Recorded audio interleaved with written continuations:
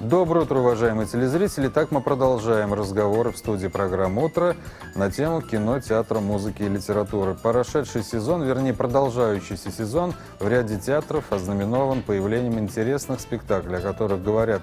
Один из таких спектаклей – это «Гамлет», который поставил в театре имени Карима Тинчурина главный режиссер Рашид Загидуллин. Не пора ли, друзья мои, нам замахнуться на Вильяма, понимаете, нашего Шекспира? И замахнемся! Сегодня в гостях программы «Утро» постановщик спектакля «Гамлет» Рашид Загидуллин и исполнитель главной роли замечательного персонажа мировой литературы Артем Пискунов. Доброе утро. Доброе утро. Итак, самый простой вопрос. Почему Гамлет? Почему Шекспир? Шекспир – это такой уже нарицательный персонаж, который проходит через жизнь, наверное, каждого человека. Будь то туристическое обрамление в Вероне, когда показывают дом Джульетты, будь то скалы Эльсинора в Дании. Очень много всего, чего связывает нас с товарищем Шекспиром. На самом деле к этой пьесе я шел не так скоро, я шел к ней практически 20 лет. И это своего рода датский спектакль. Датский для меня, не в смысле Дания, а в смысле даты. Это как бы подытоживание моей режиссерской деятельности в этом театре. Некая дата, которую я должен был перешагнуть и поставить, отметить этот спектакль нужно было именно этим. Через что пришлось переступить или перешагнуть, прежде чем попасть в эту вот достаточно мрачную атмосферу Средневековья и вообще в мрачную историю этой разрушающейся семьи? Как бы перешагнуть через Средневековье не пришлось, потому что мы спектакль ставим не в свое время, а в наше современное. И поэтому пришлось просто очень огромно много читать, много вживаться, много думать об этой роли.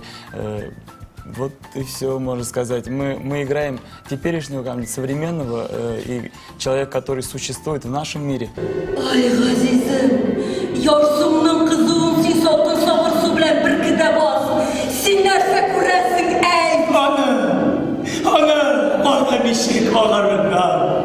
Harakatsiz, uskalların sinesi ol. Hatta taştanın ışını yumuşar. Говорят, Гамлет – это такой рефлексирующий герой, да, сомневающийся. Но ты в жизни, по-моему, не такой, да? Не знаю, в жизни...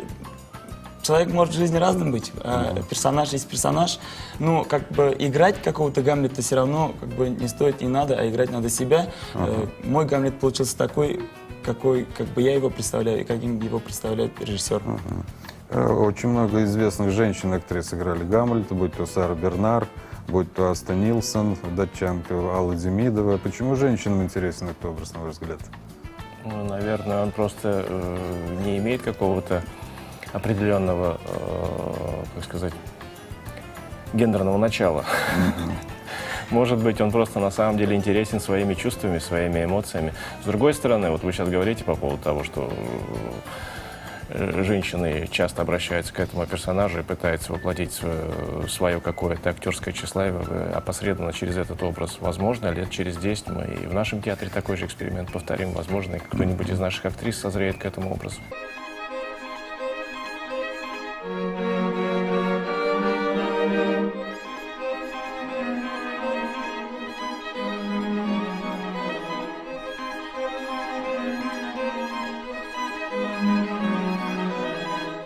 Вы говорили, что вам надоело ставить какие-то трафаретные домики деревенские, какие-то мизансцены, и перейти вот к такому достаточно жесткому материалу.